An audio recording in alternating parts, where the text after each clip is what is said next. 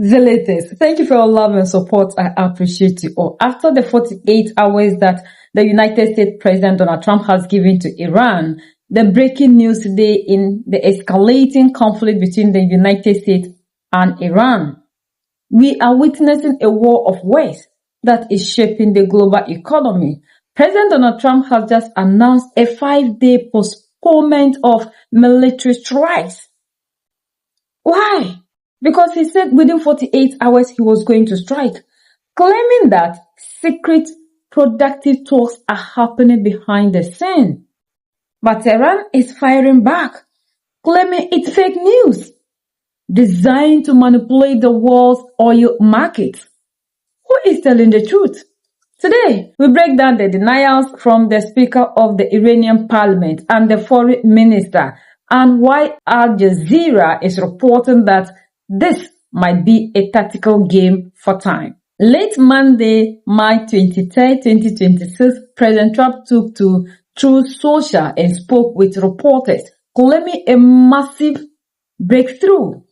He stated, and I quote, "I have instructed the Department of War to postpone any and all military strikes against Iranian power plants and energy infrastructure for a 5-day period based on the tenor and tone of very good productive conversations regarding a total resolution." Trump says Iran is eager for a deal and that his inner circle, including Jared Kushner and Steve Witkoff, have been in direct contact with respected Iranian leaders. But the response from Tehran, it wasn't just a denial, it was an accusation. Mohammad Bakr Kalibaf, the Speaker of the Iranian Parliament, didn't hold back. In a short post on X and through state-affiliated media, Kalibaf dismissed the entire narrative. He called the U.S. claim a calculated lie. Quote, "No negotiations have been held with the U.S. Fake news is being used to manipulate the financial and oil markets." Kalibaf's message is clear. Iran believes Trump is using these claims as a psychological operation to stabilize Russian stocks and surging oil prices. According to sources cited by Abbas Adaptive and regional analysts, Kalibaf is signaling that Iran is ready for a long-term conflict and will not accept temporal pauses that only benefit American military strategy. No talks have even taken place. The Speaker of Parliament, Mohammad Bagher Ghalibaf, called Trump's claim fake news aimed at manipulating markets. And the Foreign Ministry says Iran's position on the Strait of Hormuz, well, that hasn't changed, it says. Market reaction, though, to Trump's comments has changed, and it's been positive. Oil prices falling sharply, U.S. stocks rallying. We have correspondents following the story in Tehran, Ramallah, Riyadh, New York and Washington, D.C. But let's start first with our chief U.S. correspondent, Alan Fisher, at the White House. Alan, given the denials coming out of Tehran, is the White House giving any details about who they think they're having really good discussions with, even reaching 15 points of agreement, Trump says? Well, Donald Trump says the person they're speaking to is credible, that he has demonstrated that with things that have happened over the last couple of days. He did talk about how he doesn't want to name the person that they're speaking to because he said he might be killed, bearing in mind that it's him and his Israeli allies that are carrying out the attacks, targeting some of the Iranian government's top figures. He might have a say in that. But he said he'd wiped out the first two layers, essentially, of the leadership in Iran, but now they were dealing with someone that they felt they could make a deal with. Now, Donald Trump says that the discussions are being led by Jared Kushner and Steve Witkoff. They're the two people who were in place before the war started 23 days ago. And of course, at that point, the Omanis said they were very close to a deal between the two sides, which would include no nuclear weapons, a stop to the enrichment of uranium, some sort of limits on Iran's missile program, and various other issues which they believed were very close to being pushed over the line. Exactly the same things that Donald Trump says they have negotiated over the last 48 hours and are hoping will pan out over the next 5 days to be a much more comprehensive deal that will bring an end to the war. Alan, help us take a step back and reflect on how much of a massive change in messaging, in rhetoric from the White House, from the US president has taken place, and how close it's taken us back to where we were before the US and Israel launched this attack on Iran.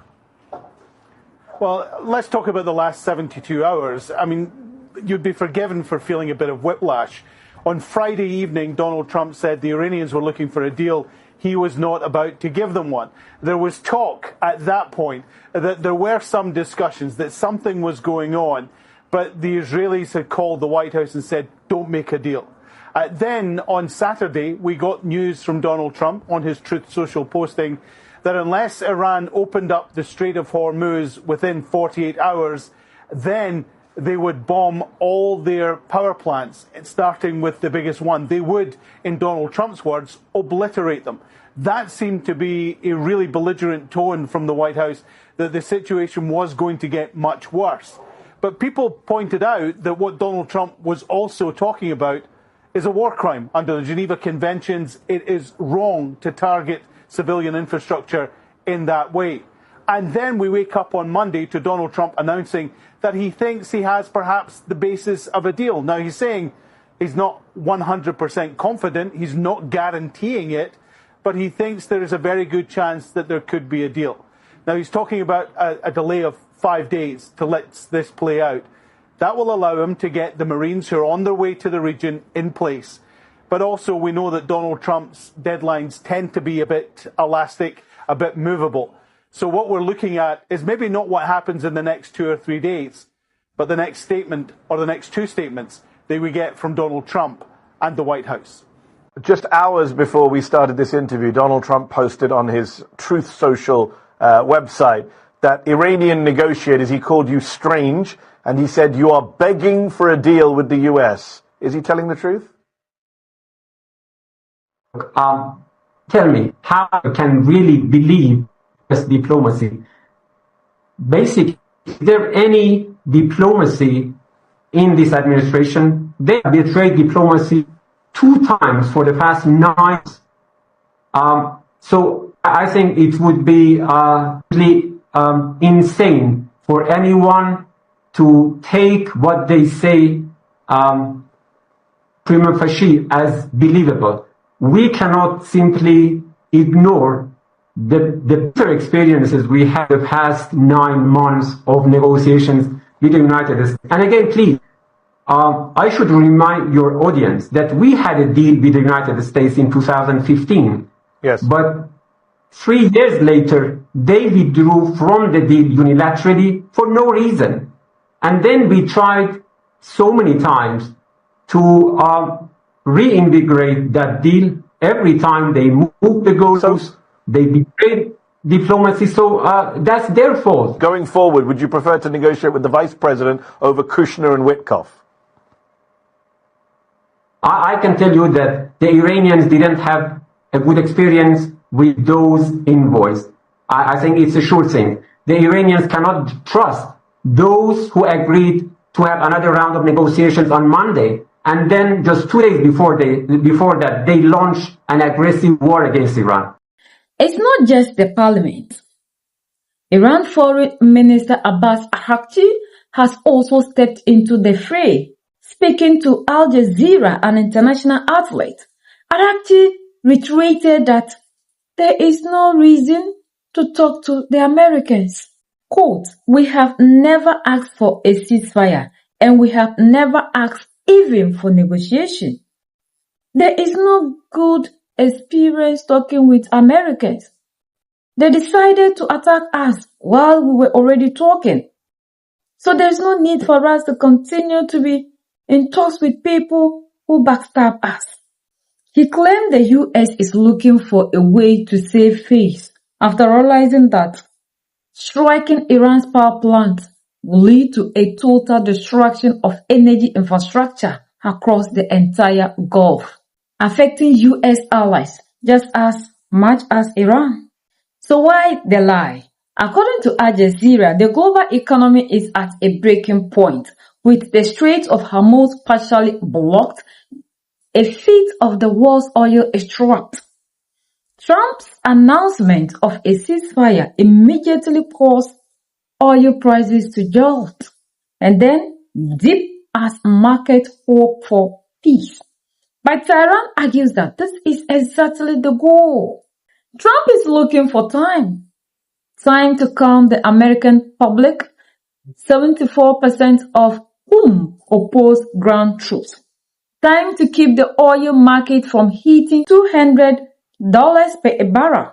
Time to save his peacemaker image while the military arms for the next phase. From an African and global perspective, this fake news ceasefire is dangerous.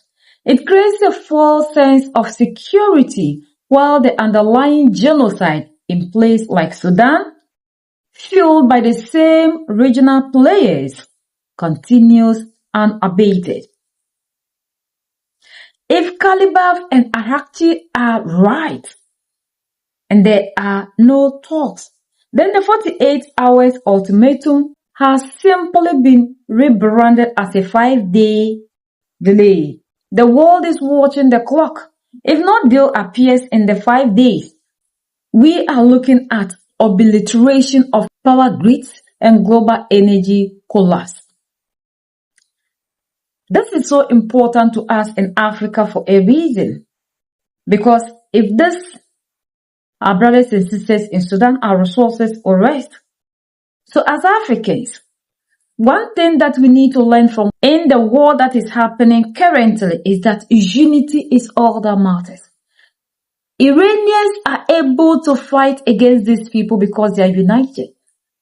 The reason to which Africa we are finding it so difficult to defeat anybody is because of the fragment, the division, pointing fingers at, always trying to let people understand this is not me, this is me. It doesn't matter how large you are, if you are divided, you fall. And it doesn't matter how small you are, if you are united, you will stand. Iran is able to defeat because they thought that taking out the supreme leader, there will be this kind of hole, the division where they can penetrate and work. And that didn't happen. And now we are seeing that the small nation that they see in their eyes is not defeating them. Now they are looking for an easy way out.